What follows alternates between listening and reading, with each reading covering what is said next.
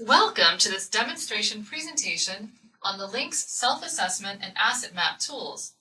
You should have already watched the LINKS tool orientation video.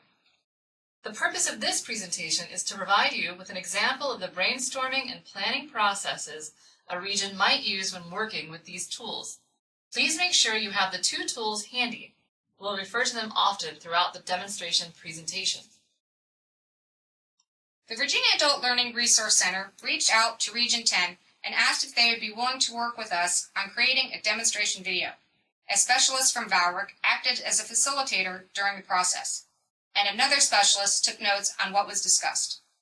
Both of these elements helped the team distill a lot of information into actionable items and helped keep track of their ideas during the working session.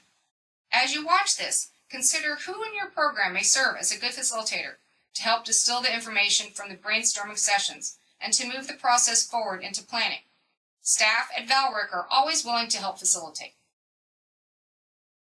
In this video, you will see how the group used the items in the tool to decide which professional development areas were most important to them as a program and as a region.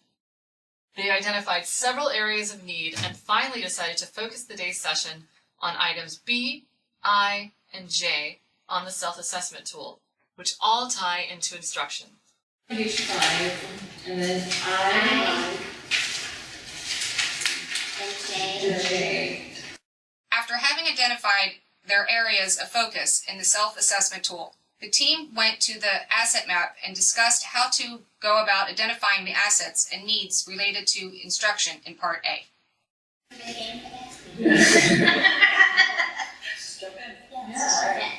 So do we want, you want us to first fill out the first column for each paragraph? What do you think would work? I mean, I think it would be best to tackle each one and then talk about, each row individually. or maybe like we fill it out individually and then, take a minute or two and then we talk about it as a group and then move on to the next one. We can try both ways. We can either try doing it individually and then talking, or just talking it out. I think just in the interest of time, it might be, could you give us just like 3 minutes or so kind of to look over it so we can kind of gather our thoughts, and then we can probably talk it through. Okay.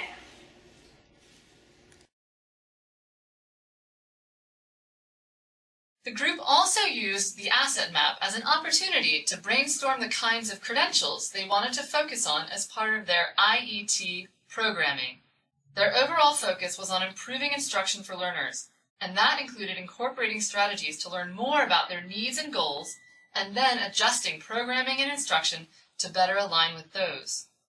This discussion focuses on how credentials can be chosen as part of an IET program to suit a wide variety of needs that lead to career pathways within a career cluster. We've had students that those real-life jobs didn't appeal to them, and they wanted something else, and it has been used for welding, even though we don't have real-life jobs, but pipe fitting and welding isn't that far off of the HVAC, so, it's a specialty within it. So it's, there is some flexibility in it in terms of helping people get those credentials as well. Here you will see how the team used the asset map to help identify volunteers as possible resources. I can say something about instruction by volunteers, actually, because at our lowest level, so the literacy and beginner ESL, we've trained volunteers to provide expert reading support, or sort of maybe a pull-out with a few people, and just to give them that extra support that they need from class. And we've had some of the same volunteers for many years, so we haven't done a lot of training recently, but we have this program, and I think that's been really successful. The group then turned their focus to Part 2, Milestones, in order to develop measurable action steps to follow after the session ended. To reflect their emphasis on improving instruction, the team came up with these 5 major milestones to incorporate the college and career readiness standards, a major focus of their program, and employability skills into instruction. The self-assessment and asset map tools provide an opportunity and a structure for regional or program teams to identify areas of professional development to focus on in this coming year. The tools gave the team measurable action steps to follow in order to meet some instructional requirements of WIOA. The team expressed that having a facilitator who is not part of the region or program team was valuable in helping them distill all of their ideas into major themes and categories.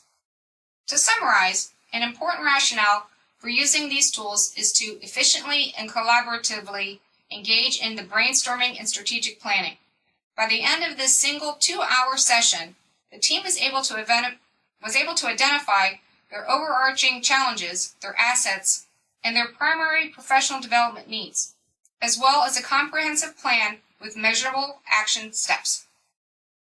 Now that you've watched the demonstration presentation, if you are interested in having someone at Valric provide guidance on using the tools, please contact us either by email or phone. Additionally, we would like to thank the staff members of Region 10 for their invaluable time and assistance in the development of this presentation. Thank you. Thanks!